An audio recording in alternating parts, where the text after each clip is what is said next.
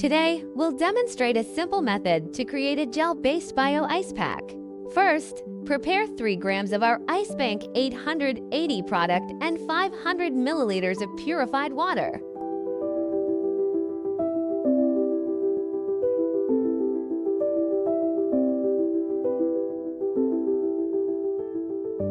Pour our products into a sealable bag. Then add the purified water.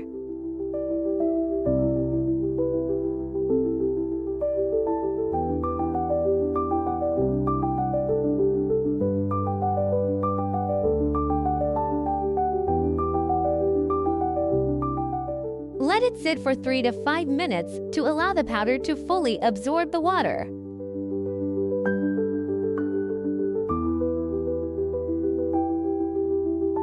You'll see the mixture transform into a gelled state.